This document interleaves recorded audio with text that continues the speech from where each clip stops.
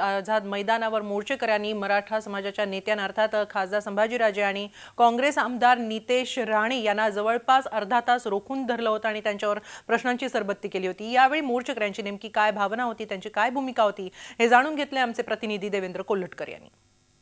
मराठा समाजाला आरक्षण मिळावं या प्रमुख मागणीसह इतर अनेक मागण्यांना घेऊन मराठा समाजाने मुंबईमध्ये आज अभूतपूर्व असा मोर्चा काढलेला आहे। या मोर्चानंतर सरकारने काही घोषणा केलेल्या आहेत, त्याकडे मराठा समाजातील बांधव कसे पाहतात हे आपण जाणून घेतोय। आज ज्या काही घोषणा नव्याने करण्यात आलेल्या आहेत किंवा जी आश्वासनं दिलेली आहेत त्याकडे कसं पाहतो?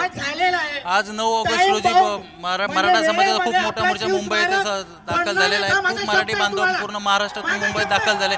मुंबई पूर्ण भगवी झाली, पण जे सरकारने आश्वासनं दिलेले त्यांचा अधिक खुलासा होणं खूप गरजेचं आहे। कारण त्यांनी जे सांगितले त्या गोष्टी आम्हीच सांगितलेल्या मागण्यातच रिपीट करायचा प्रयत्न केला।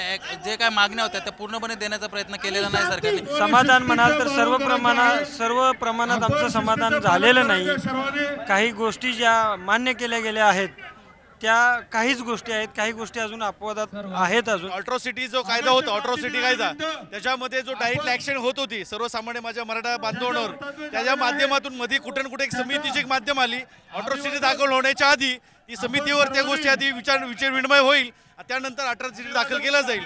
तो एक त्याच्यामध्ये ती समितीमध्ये कोण कोण मेंबर असणार हे आणखी क्लिअर नाहीये। दुसरं हे घोषणेचे सारखे, दुसरं हे नुसतं घोषणा करणारं सरकार आहे। कारवाई शून्य आहे। याची शेतकऱ्यांबद्दल त्यांनी घोषणा केली, इम्प्लिमेंटेशन काही नाही, नुसतं थापा मारणारं सरकार आहे।